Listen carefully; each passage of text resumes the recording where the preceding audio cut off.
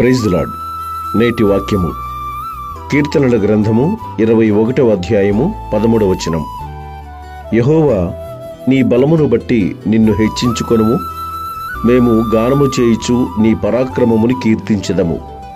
ఈ లోకములో మానవులుగా మనం జీవిస్తున్నప్పుడు అనేక సందర్భాలలో అపవాది మనకు నష్టం కలిగించాలని, మనకు దుఃఖం కలిగించాలని, మనలను ఓడించి పాపములో పడవేయాలని నిరంతరం ప్రయత్నిస్తూ ఉంటాడు.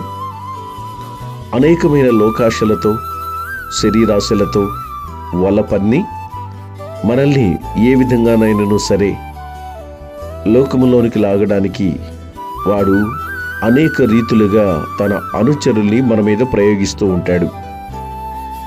అయితే వాడితో పోరాడడానికి, వాడిని ఎదిరించడానికి శక్తి సరిపోని మనము దేవుడు సర్వోన్నతుడని, అధిక శక్తి సంపన్నుడని విశ్వసించి ఆయన సహాయాన్ని కోరుకున్నప్పుడు ఆయన తన బలము చేత, తన జ్ఞానము చేత, తన శక్తి చేత అపవాదిని మన నుండి దూరపరిచి మనకు కావలసినటువంటి క్షేమమును, ఆశీర్వాదమును, పరిశుద్ధతను ఆయన అనుగ్రహిస్తారు.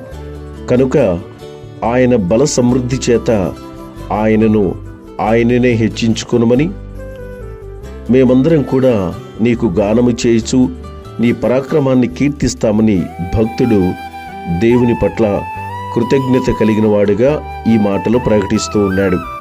మన జీవితాల్లో కూడా దేవుని యొక్క పరాక్రమమును వర్ణించేవారముగా, ఆయన బలమును కీర్తించేవారముగా ఉండినట్లు ఆయన ద్వారా గొప్ప కార్యములు మన జీవితాల్లో మనందరము అనుభవించుదుముగాక. ఆమేన్.